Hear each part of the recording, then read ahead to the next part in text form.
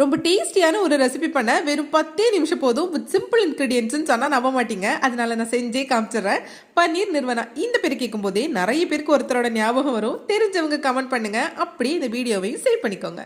பன்னீர் soft ஆகிறதுக்காக சுடு தண்ணியில் ஒரு 5 நிமிஷம் போட்டு வச்சு இந்த மாதிரி ரெண்டா கட் பண்ணிக்கோங்க. இதுல ஒரு பீஸ் பன்னீர் எடுத்து அதுல உப்பு, மஞ்சத்தூள், மிளகுத்தூள், கருவேப்பிலை, எலுமிச்சப்பழ சாறு சேர்த்து மேரினேட் பண்ணி ஒரு 5 நிமிஷம் ரெஸ்ட்ல விட்டுருங்க. மேரினேட் பண்ண இந்த பன்னீரை மெசில் வெர்ஜின் கோகனட் ஆயில் தான் ஃப்ரை பண்ண போறேன். இவங்க கிட்ட கோகனட் ஆயில் மட்டும் இல்லாம டெசிகேட்டட் கோகனட் அண்ட் ரொம்ப திக்கான கோகனட் மில்க்கும் இருக்கு. உங்களுக்கும் இந்த ப்ராடக்ட்ஸ் எல்லாம் வேணும், அதுவும் 15% ஆஃபர்ல வேணும்னு நினைச்சீங்கன்னா ரிஸ்வானா 15 நம்மளோட கோடை யூஸ் பண்ணி பர்ச்சேஸ் பண்ணிக்கோங்க. அவங்களோட பேஜ் டீடைல் டிஸ்கிரிப்ஷன்ல இருக்கு. பேன்ல மெசில் கோகனட் ஆயில் சேர்த்து மேரினேட் பண்ணி வச்சிருந்த பன்னீரை ரெண்டு பக்கமும் ஃப்ரை பண்ணி எடுத்துக்கோங்க. மண் பாத்திரத்துல கொஞ்சமா ஆயில் ஸ்ப்ரெட் பண்ணி இது மேல வாழை இலை போட்டு நம்ம ஃப்ரை பண்ணி வச்சிருந்த பன்னீரை செட் பண்ணிக்கோங்க. பன்னீர் மேல கெட்டியான தேங்காய் பால் ஒரு 200 ml சேர்த்து கூடவே பொடியா கட் பண்ண இஞ்சி, பச்சை மிளகாய், மாங்காவும் சேர்த்துக்கோங்க. கடைசியா கொஞ்சம் உப்பு, நல்ல மிளகு தூளும் சேர்த்து மேல ஒரு வாழை இலை போட்டு செட் பண்ணிட்டு மூடி போட்டு 5 நிமிஷம் வெயிட் பண்ணி ஓபன் பண்ணீங்கன்னா சம்பவம் ரெடி.